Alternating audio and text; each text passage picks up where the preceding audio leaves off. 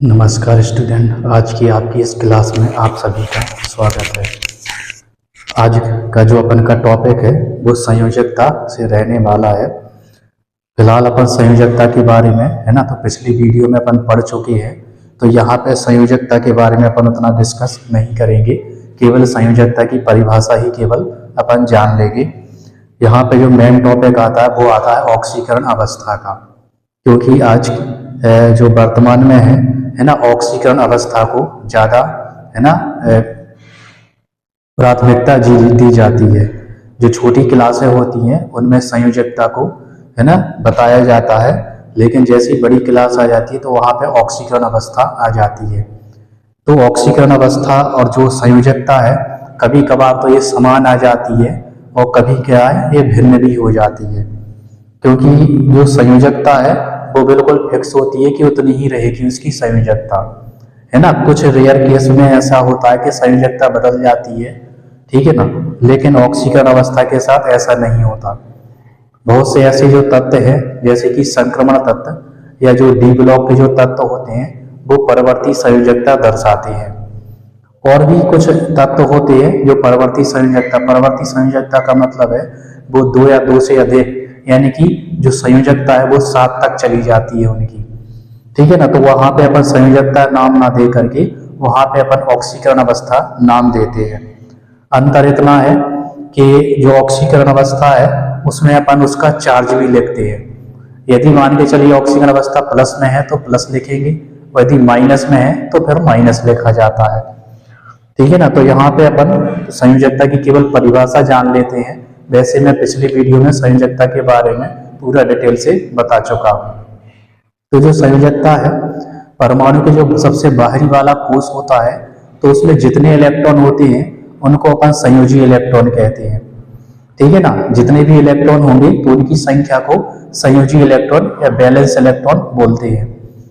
लेकिन उसका अष्टक पूरा करना पड़ता है उनको, ठीक है ना। तो अष्टक पूरा करने के लिए जितने इलेक्ट्रॉन या तो वो बाहर करेगा या फिर है ना बाहर से किसी दूसरे तत्व से ग्रहण करेगा।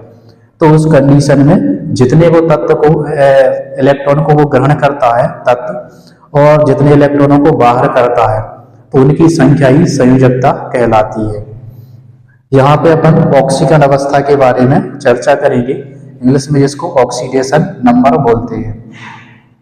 तो जो ऑक्सीकरण अवस्था है इसमें जो तत्व होते हैं, ठीक है ना, डी ब्लॉक के जो तत्व होते हैं, ठीक है ना, वो सबसे ज्यादा ऑक्सीकरण अवस्था या परवर्ती ऑक्सीकरण अवस्था दर्शाती है, ठीक है ना। तो ऑक्सीकरण अवस्था वह अवस्था होती है जो उसका जो केंद्रीय परमाणु है जितना उसके पास है ना संख्या बची होती है, ठीक है ना, उसको आवेश के रूप में अपन लिखते हैं। तो थोड़ा बहुत इसकी है ना पहले अपन परिभाषा के बारे में जान लेते हैं कि इसकी परिभाषा क्या हो सकती है। इसमें अपन देखेंगे आजकल या आज के समय में, आजकल संयोजकता के स्थान पर, आजकल संयोजकता के स्थान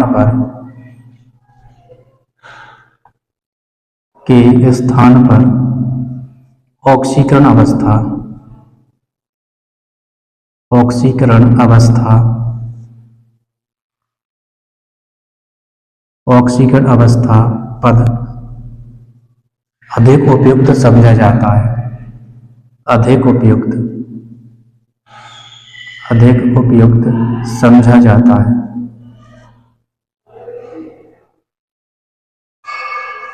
समझा जाता है। ऑक्सीकरण अवस्था,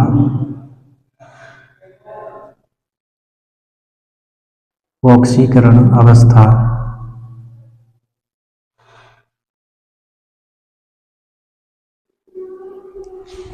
ऑक्सीकरण अवस्था उस आवेश को कहते हैं, ऑक्सीकरण अवस्था उस आवेश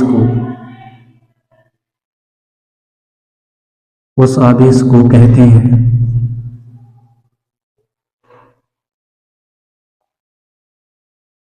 जो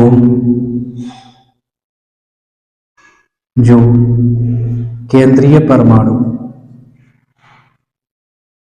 जो केंद्रीय परमाणु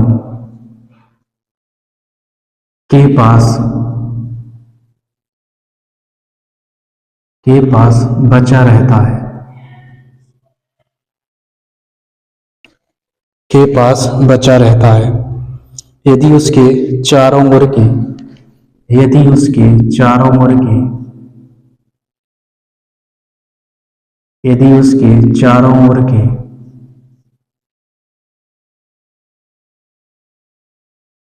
यदि उसके चारों ओर के सभी परमाणु अपनी ऑक्सीकरण अवस्था चारों ओर के सभी परमाणु चारों ओर के सभी परमाणु अपनी ऑक्सीकरण अवस्था अपनी ऑक्सीकरण अवस्था के साथ ऑक्सीकरण अवस्था के साथ अलग हो जाते हैं, ऑक्सीकरण अवस्था के साथ अलग हो जाते हैं।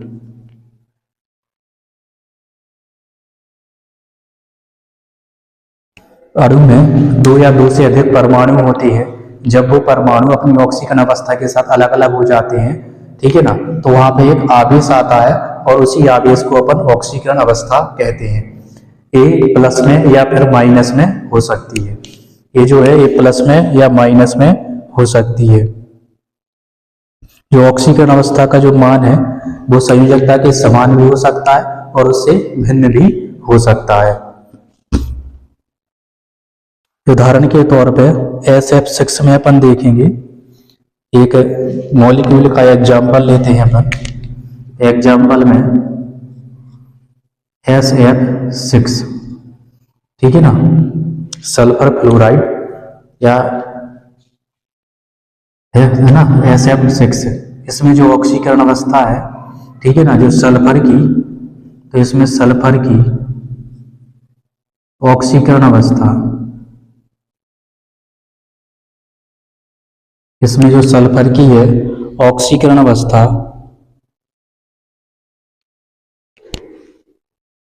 या ऑक्सीकरण संख्या +6 होती है, +6 होती है। तो इसमें जो ऑक्सीकरण अवस्था है इसकी +6 होती है। वहीं पे अपन H2S में देखें, H2S में सल्फर की जो ऑक्सीकरण संख्या है वो -2 होती है। जो ऑक्सीकरण संख्या है वो -2 होती है। इसकी जो ऑक्सीकरण अवस्था है वो -2 होती है। इसी प्रकार Cl2O7 में, इसी प्रकार Cl2O7 में जो क्लोरीन है, क्लोरीन की ऑक्सीकरण अवस्था या ऑक्सीकरण जो संख्या है, क्लोरीन की ऑक्सीकरण संख्या +7 हो जाती है, +7 होती है, +7 होती है। लेकिन HCl में क्लोरीन की ऑक्सीकरण संख्या है वो -1 होती है, -1 होती है। तो इस तरीके से ये ऑक्सीकरण अवस्थाएं आती हैं। अब ये कैसे क्या आती हैं, तो इसके बारे में जो डिटेल है थोड़ा अभी केवल इतना ही जान लीजिए। इसके बाद भी अपन देखेंगे कि कैसे कितनी क्यों हो जाती है, ठीक है। तो इसका जो मैटर है वो थोड़ा बड़ा है, ठीक है ना। जब अपन इसमें संयोजकता या केमिकल बॉन्डिंग के बारे में अपन पढ़ेंगे, या जो तत्व मॉलिक्यूल का जो निर्माण है वो कैसे है ना होता है, उसके बारे में वहां पे पढ़ेंगे, तब ये चीजें अपन को समझ में आएंगी। ऑक्सीकरण अवस्था अपन निकाल भी सकते हैं, ठीक है ना, तो निकालने की विधि भी है, वो भी आपको बताई जाएगी, लेकिन उसके लिए थोड़ा आपको टाइम है ना लगेगा। आगे जब अपन चीज इसमें देखेंगे तो ऑक्सीकरण अवस्था अपन कैसे निकालते हैं वो भी अपन देखेंगे, लेकिन उसके पहले कुछ सामान्य जानकारी अपन को पता होनी चाहिए, ठीक है ना। तो उसका जो चैप्टर है वो अपन अलग से है ना किसी दूसरे वीडियो में करेंगे अपन, है ना, कि इसकी ऑक्सीकरण अवस्था अपन कैसे निकाल सकते हैं। तो अभी फिलहाल इतना ही जान लीजिए। इसके बाद अपन है ना जो डी ब्लॉक के जो तत्व होते हैं, ठीक है ना, उसमें अपन कुछ तत्वों की जो संयोजकता है या ऑक्सीकरण अवस्था है वो अपन देखेंगे। उसमें जो ऑक्सीकरण अवस्था है ना, वो परवर्ती ऑक्सीकरण अवस्था दर्शाते हैं। मतलब एक ही तत्व की, है ना, कई प्रकार की ऑक्सीकरण अवस्थाएं अपन देखेंगे, ठीक है ना। तो इसको मैं साफ किए दे रहा हूँ, और उसके बाद अपन, है ना, डी ब्लॉक के कुछ तत्वों की जो ऑक्सीकरण अवस्था है, ऑक्सीकरण संख्या है, वो अपन देखेंगे।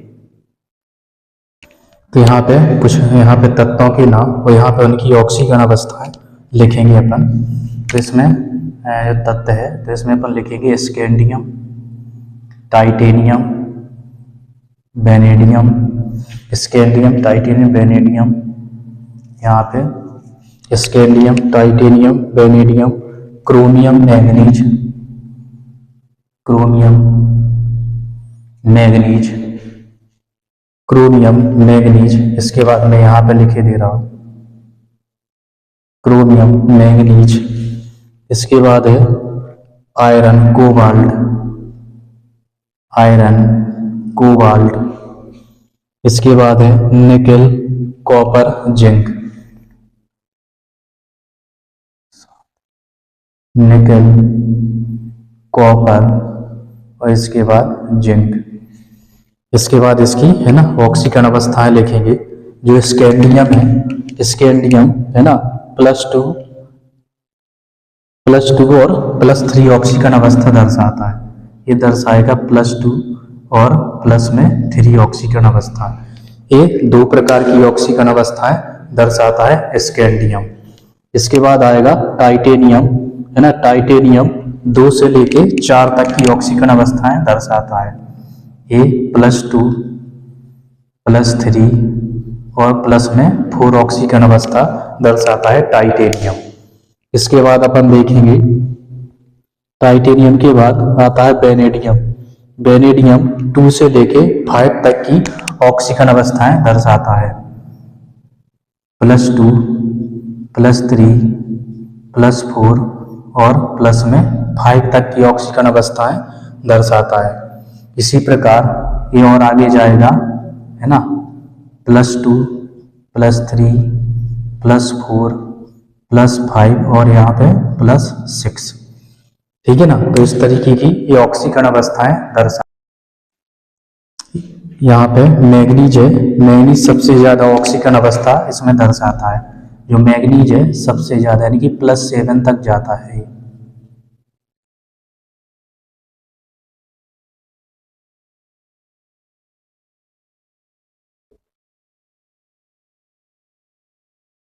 +7 तक, ठीक है ना। तो इस तरीके से ऑक्सीकरण अवस्थाएं दर्शाता है। तो यहाँ से अपन, है ना, एक एक बढ़ाते जाएंगे और यहाँ पे क्या है, अपन को एक एक कम करते जाना है। अब यहाँ पे अपन एक एक कम कर देंगे, यानी कि +2, +3, +4 और +5, 7 है तो ये 6 तक जाएगी, +6। इसके बाद इसमें एक और कम हो जाएगी, तो +1, +2, +2, +3, इसके बाद +4, +5 तक जाती है। इसके बाद जो निकेल है ये जाएगा 4 तक, +2, +3 और ये +4। कॉपर है, कॉपर 1 और 2 दर्शाता है, ठीक है ना। तो कॉपर +1 दर्शाएगा और +2 दर्शाएगा। और जो जिंक है वो केवल +2 ऑक्सीकरण अवस्था दर्शाता है। जो लास्ट में जो जिंक रहेगा ये केवल +2 ऑक्सीकरण अवस्था दर्शाता है। जो कॉपर है ना, कॉपर +1 और +2 ऑक्सीकरण अवस्था दर्शाता है, ठीक है ना। तो एक तरह से ये कहा जाए कॉपर में ये अपवाद है, क्योंकि सारी की सारी जो ऑक्सीकरण अवस्था है वो 2 से शुरू हो रही है, लेकिन कॉपर ही एक लौता ऐसा तत्व है जो +1 ऑक्सीकरण अवस्था दर्शाता है, ठीक है ना। जो कॉपर है वो ही केवल प्लस ऑक्सीकरण अवस्था दर्शाता है। तो इस तरीके से अपन ने ये सारे टॉपिक पूरे कर लिए हैं। इसके बाद एक और इम्पोर्टेंट टॉपिक है जिसमें अपन को 100 से ऊपर तक के जो भी तत्व होते हैं उनके अपन को IUPAC नाम सीखना है। तो उनके कुछ रूल होते हैं वो भी अपन पढ़ेंगे, और उसके बाद, है ना, 100 से ऊपर के जितने भी तत्व होते हैं उनके अपन IUPAC नाम लिखना सीखेंगे। एक वैज्ञानिकों के पास एक समस्या थी कि जो तत्व जहां से खोज होता था या जिस वैज्ञानिक के द्वारा उसकी खोज की जाती थी वो अपने नाम पर ही उस तत्व का नाम रख लेता था, या फिर जिस स्थान पर उसकी खोज हुई उसी के स्थान के नाम पे उसका नाम हो जाता था। ठीक है ना। तो इतने सारे तत्व हैं, ठीक है ना। अभी तो केवल 118, हो सकता है भविष्य में और भी ज्यादा तत्व आ जाए, ठीक है ना। तो उनको याद करना या उनका अध्ययन करना, ठीक है ना, थोड़ा कठिन हो जाएगा। तो इसलिए आईपीएसी जो है ना एक संघ होता है ना, जिसमें तत्वों या जो यौगिक होते हैं उनके आईपीएसी नाम दिए जाते हैं। तो संस्था ने है ना ऐसा सुझाव दिया कि क्यों ना इन तत्वों के आईपीएसी नाम रख दिए जाए, ताकि इनका अध्ययन और उनको याद करने में सुविधा हो जाएगी। नहीं तो जो है ना वैज्ञानिक है ना इसका खोज करता है वो अपने नाम पर उसका नाम रख लेता है, तो इस तरीके से अपन कहाँ तक कैसे याद करेंगे। ठीक है ना। तो 100 तक तो ठीक है, मतलब 99 तक तो ठीक है ना, जैसे नाम हो गए वैसे ही नाम चल रहे हैं। लेकिन 100 और 100 से ऊपर के जितने भी तत्व होते हैं उनके आईपीएसी नाम दिए गए हैं। ठीक है ना। तो अपन आईपीएसी नाम है ना उनका क्या होता है तो वो अपन लिखना सीखेंगे इसमें। मैं अब इसको पूरे को है ना साफ किए दे रहा हूँ, क्योंकि ये जो टॉपिक है वो कंप्लीट हो चुका है। ठीक है ना। आईपीएसी नाम लिखने के बाद अपन फिर आवर्त सारणी देखेंगे कि आवर्त सारणी अपन को कैसे बनाना है, कैसे उन तत्वों को याद करना है। ठीक है ना। और उनका परमाणु क्रमांक अपन कैसे याद करेंगे, है ना, तो वो सब सीखेंगे। इसके पहले अपन है ना 100 या 100 से ऊपर के जितने भी तत्व होते हैं उनके अपन आईपीएसी नाम लिखना सीख रहे हैं। तो अपन देखेंगे परमाणु क्रमांक 100 से अधिक, 100 या 100 से अधिक जो तत्व होते हैं ऊपर के जो तत्व हैं है ना उनका अपन है ना आईपीएसी नाम लिखना सीखेंगे। अब इसकी जरूरत क्यों पड़ी, तो जरूरत इसलिए पड़ी क्योंकि जिस तरीके से जो जूलॉजिकल नेम और बॉटनिकल नेम है, ठीक है ना, कहने का मतलब ये है कि जो जीव जंतु या पेड़ पौधे हैं है ना है तो एक ही, लेकिन अलग अलग देशों में उसको अलग अलग नाम से है ना जाना जाता है। इसी तरह की जो समस्या है वो तत्वों के साथ भी हुई है। जैसे कि रदरफोर्डियम है तो अमेरिका में है ना उसको रदरफोर्डियम कहते हैं, और जबकि रूस में उसका दूसरा नाम है ना जिसको कुचार्टोबियम कहते हैं। ठीक है ना। तो तत्व एक ही है, यानी कि 104। ठीक है ना। 104 जो परमाणु क्रमांक जिसका 104 है ना, उसको अमेरिका में रदरफोर्डियम और जो रूस है वहां पर उसको कुचार्टोबियम कहते हैं। इसलिए आईपीएसी ने कहा कि इसका एक आईपीएसी नाम होना चाहिए ताकि इसके इसी नाम से हर जगह उसको जाना जाए। ठीक है ना। तो अपन देखेंगे इसमें है ना, तो सबसे पहले इसके जो संख्यात्मक जो रूट है वो अपन देख लेते हैं इसमें। तो यहाँ पे अपन सबसे पहले संख्या या नंबर लिखेंगे इसमें। तो सबसे पहले अपन लिखेंगे अंक या डिजिट। ठीक है ना। तो सबसे पहले अपन यहाँ पे अंक लिखते हैं, यहाँ पे अंक यानी कि डिजिट लिखेंगे। डिजिट के जो नाम रहेंगे वो 0 से लेके 9 तक रहेंगे। 0, 1, 2, 3, 4, 5, 6, 7, 8 और यहाँ पे 9। और यहाँ पे इसके लिए जो अनुलग्न लगना है यानी कि जो रूट रहेगा इसका है ना, इसका जो मूल है यानी कि रूट रहेगा, रूट रहेगा इसको बोलेंगे अपन अन। ठीक है ना। इसको बोलेंगे अपन अन, इसको बोलेंगे निल। ठीक है ना। अन निल, सॉरी इसको निल बोलना है, इसको निल बोलेंगे, इसको अन बोलेंगे, इसको बाई, इसको ट्राई बोलेंगे, ट्राई, इसको बोलेंगे क्वेड, इसको बोलेंगे अपन क्वेड, QUAD क्वेड। अन निल बाई ट्राई क्वेड, इसको बोलेंगे अपन पेंट। ठीक है ना। क्वेड को थोड़ा और यहाँ पे किए दे रहा है, QUAD क्वेड, इसको बोलेंगे पेंट। ठीक है ना। इसको क्या बोलेंगे, पेंट बोलेंगे। इसको बोलेंगे हेक्स, इसको बोलेंगे अपन हेक्स। हेक्स के बाद आएगा सेप्ट है ना, तो इसको बोलेंगे अपन सेप्ट, सेप्ट। इसको बोलेंगे अपन ऑक्ट। ठीक है ना। इसको बोलेंगे अपन ऑक्ट और इसको बोलेंगे अपन EN, ENN। और जिससे शुरू हो रही है इनका जो पहला अक्षर है उसी से इनका पहला अक्षर रहेगा, यानी कि जो संक्षिप्त रूप है या जो संक्षिप्त नाम है वो ये रहेगा। इसका जो संक्षिप्त रूप रहेगा, संक्षिप्त रूप, तो इसमें पहला अक्षर ले लेंगे इसका N, इसका U, इसका B, इसका T, इसका Q, इसका P, इसका H, इसका O और इसका E। इस तरीके से इनके संक्षिप्त अक्षर यानी कि पहला अक्षर अपन ले लेंगे। अब इसके बाद मान के चलिए अपन को 101 कोई परमाणु क्रमांक, कोई तत्व है जिसका जो परमाणु क्रमांक है 101 है ना। तो परमाणु क्रमांक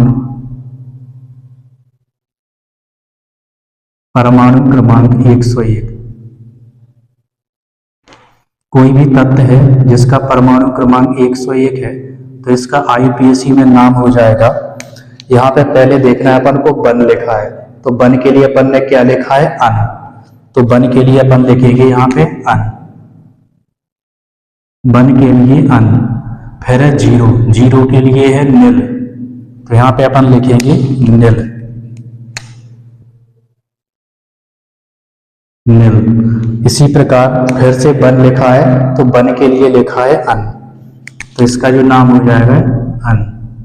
तो इस तरीके से इसका IUPAC नाम अपन लिखेंगे, क्या हो जाएगा अन, नील, अन। और इसका जो संकेत है तो इसका संकेत हो जाएगा UNU, ठीक है ना। तो इस तरीके से इसका जो संकेत है वो हो जाएगा UNU। इसके बाद लास्ट में इसमें EM और लगाना है, यहाँ पे अपन EM और लगाएंगे, IUM है ना, EM, IUM। इसके बाद EM और लगाना है इसमें, ठीक है ना। तो अन, नील, अन, EM, ठीक है ना, अन, नील, अन, EM इसका नाम हो जाएगा, अन, नील,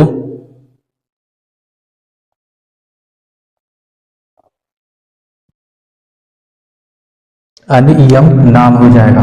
और जो संकेत है इसका, तो संकेत इसका रहेगा UNU, इसका संकेत हो जाता है ना। तो इस तरीके से 101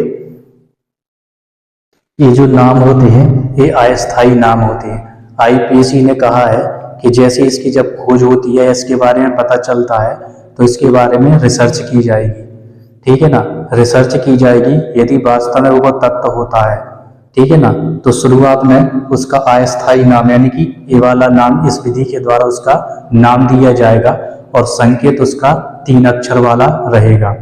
लेकिन जैसे ही क्लियर हो जाता है कि ये तत्व खोज लिया जा चुका है तो IUPAC द्वारा उसको एक नाम, उसका नाम या तो देश के नाम पे हो सकता है या फिर जिस वैज्ञानिक ने इसको खोजा है ना, तो उसके नाम पर इसको नाम दिया जा सकता है, ठीक है ना। तो एक तरह के अस्थायी नाम होते हैं, है ना। तो जैसे इनके बारे में पता चलता है तो उसका नाम कुछ इस तरीके का रहेगा। लेकिन जैसे ही जब IUPAC है ना, या जो देशों की जो IUPAC है ना, जब उसमें एक मत हो जाते हैं, ठीक है ना, तो उसको फिर क्या है एक नाम और एक संकेत दे दिया जाता है ना। तो शुरुआत में अपन नाम कुछ इसके इस tariके से रखेंगे। इसके बाद और भी देखेंगे अपन, है ना। इसके बाद अपन 104 का देखते हैं, 104 का, 104 का है ना। तो इसमें वन है तो वन को अपन लिखते हैं अन, वन को अपन लिखेंगे अन। इसके बाद जीरो, जीरो को लिखेंगे अपन नील, जीरो को लिखेंगे नील। और 4 को लिखते हैं अपन क्वेड, 4 को लिखते हैं अपन क्वेड, QUAD, क्वेड। और लास्ट में EM, EM सब में लगाना है ना। जितने भी तत्व आएंगे तो उसके लास्ट में EM लगाना है अपन को, तो EM लगा देंगे IUM, है ना। तो इसका नाम हो जाएगा अनिल कोडियम, अनिल कोडियम हो जाएगा इसका नाम। और इसका जो संकेत रहेगा वो संकेत रहेगा UN और Q, ये इसका संकेत हो जाता है, ठीक है ना। और भी तत्वों के अपन इस तरीके से इनके नाम अपन लिख सकते हैं, ठीक है ना। 118वें तत्व का नाम लिखेंगे अपन, और भी देख लो, है ना। अपन 108 का नाम लिखते हैं, ठीक है ना। 108 हुआ है, तत्व का नाम लिखेंगे तो है ना, 1 को बोलेंगे अपन अन, 0 को निल, और इसके बाद 8 को बोलते हैं अपन ऑक्ट, तो यहाँ पे लिखेंगे ऑक्ट, और लास्ट में ईएम लगाना ही है आपको, तो IUM ईएम, तो नाम हो जाएगा अनिल ऑक्टियम। इसका जो नाम हो जाता है अनिल ऑक्टियम हो जाएगा, संकेत हो जाएगा UNO, इसका संकेत हो जाता है। ठीक है ना।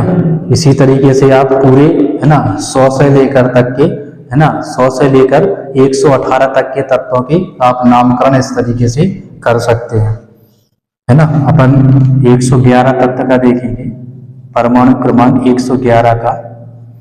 ठीक है, तो 111 का जो नाम हो जाता है, ठीक है ना, 3 1 है तो अन हो जाएगा इसका, अन, फिर से अन, और फिर से अन, और इसके बाद है ना IUEM लगा देंगे, IUM, है ना। तो इसका नाम हो जाएगा अन नाम हो जाएगा इसका अन। तो इसका जो संकेत है वो लिखेंगे अपन ये वाला और जे वाला, यानी कि UU लिखेंगे। इसका जो संकेत हो जाएगा वो UU हो जाएगा।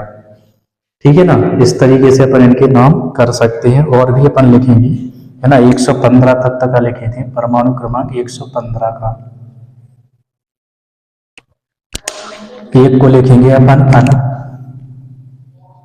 अन, फिर 1 है तो फिर से अन, 5 है तो पेंट, और लास्ट में ईएम, IUM, तो इसका जो नाम हो जाएगा अन पेंटियम हो जाएगा, नाम इसका अन।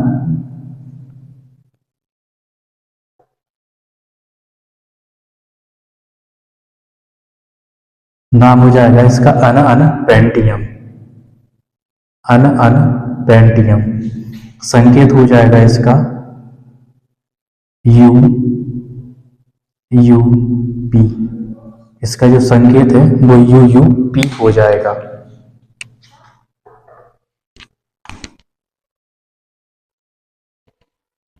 ठीक है, तो इस तरीके से आप है ना तत्वों के जो IUPAC नाम है वो आप लिख सकते हैं। ठीक है ना। तो ये जो चैप्टर है अपना ये समाप्ति की ओर है, बस केवल अपन है ना आवर्त सारणी वाला बस टॉपिक रह गया है। ठीक है ना।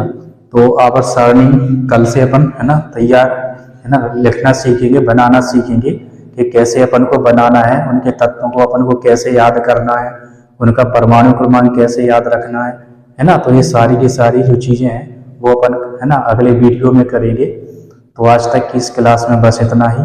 इसी तरीके से हंसते रहिए, खेलते रहिए, मुस्कुराते रहिए और पढ़ते रहिए। वीडियो अच्छा लगे तो अपने दोस्तों के साथ जरूर शेयर कीजिए। नमस्कार।